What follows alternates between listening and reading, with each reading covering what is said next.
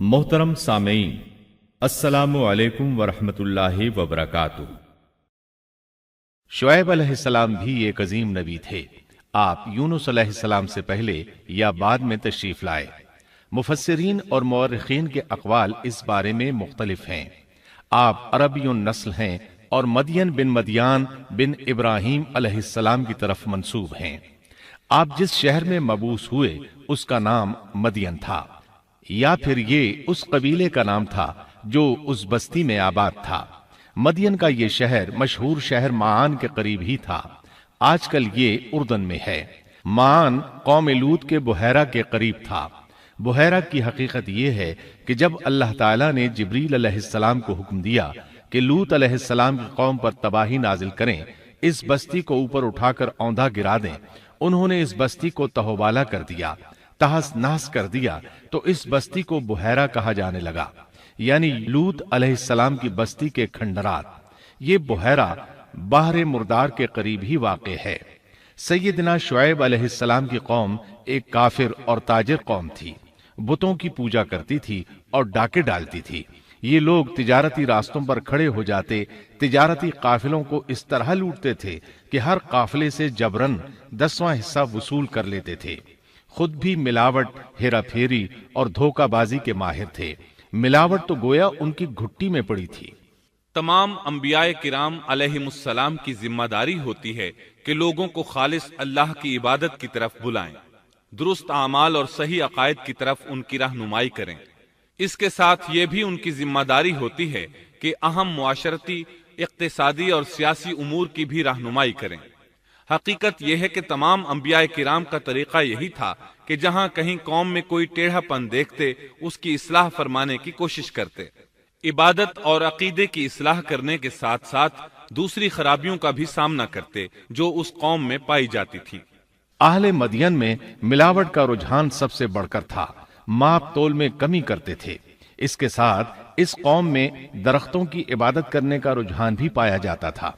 वो दरख्तों के पुजारी थे। इसीलिए अल्लाह ताला ने सूरतुल हिज्र आयत 78 में फरमाया है, और बेशक ऐका वाले भी बड़े जालिम थे। इसी तरह सूरतुल शुआरा आयत 176 में बारी ताला फरमाते हैं, ऐका वालों ने भी रसूलों को झुटलाया। इस कौम ने तो सिर्फ शुएब अलैहिस्सलाम की तकजीब की थी, फिर अल्लाह ताला ने रसूलों की तकजीब क्यों फरमाया? इसका जवाब यह है कि एक रसूल और नबी की तकजीब तमाम अंबियाए किराम की तकजीब है, क्योंकि सब अंबियाए किराम की दावत एक है। सब के सब एक ही दावत देते रहे हैं, सबका एक ही ऐलान था, तुम अल्लाह की इबादत करो और उसी से डरो और मेरा कहना मानो। ये थी तमाम अंबियाए किराम की दावत। अल्लाह सूरतुल आराफ आयत 59 में फरमाते हैं, तुम अल्लाह की इबादत करो, उसके सिवा तुम्हारा कोई माबूद नहीं। मतलब ये कि तमाम अंबिया की दावत एक ही थी। अब जो आदमी सिर्फ एक नबी को झुटलाता है, उसकी तालीमात से कुफ्र करता है, तो गोया वो सबको झुटलाता है, सभी की तालीमात से इनकार करता है।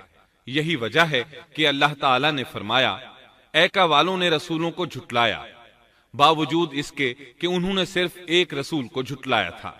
शुएब अलैहिस्सलाम ने कौम को दावत देनी शुरू की। अल्लाह ताला सूरह आराफ आयत 85 में फरमाते हैं, और हमने मदियन की तरफ उनके भाई शुएब को भेजा। उन्होंने फरमाया, ऐ मेरी कौम, तुम अल्लाह की इबादत करो, उसके सिवा तुम्हारा कोई माबूद नहीं। तुम्हारे पास तुम्हारे परवरदिगार की तरफ से वाज़ेह दलील आ चुकी है। सब के सब अंबियाए किराम मोजज़ात के साथ तशरीफ लाए हैं।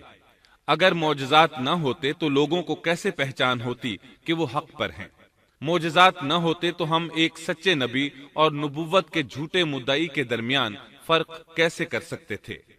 नबी बरहक तो मोजज़ात लेकर आता है।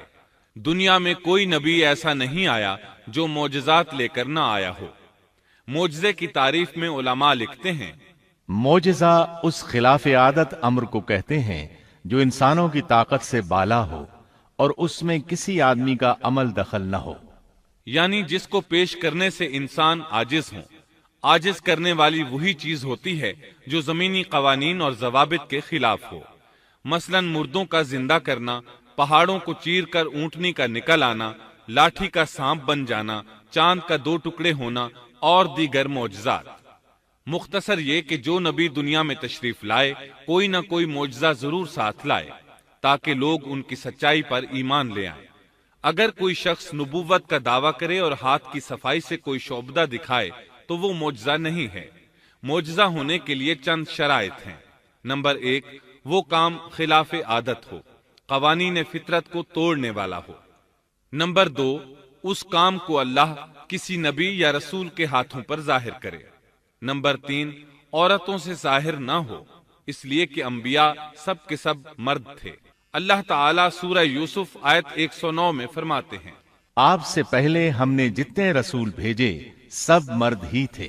نمبر 4، اس معجزے سے وہ دوسروں کو چیلنج بھی کرے کہ مخالفین میں سے کوئی ایسا کر کے دکھائے، چاہے سب مل کر دکھائیں، مطلب یہ کہ وہ معجزہ سب کے لیے چیلنج ہو۔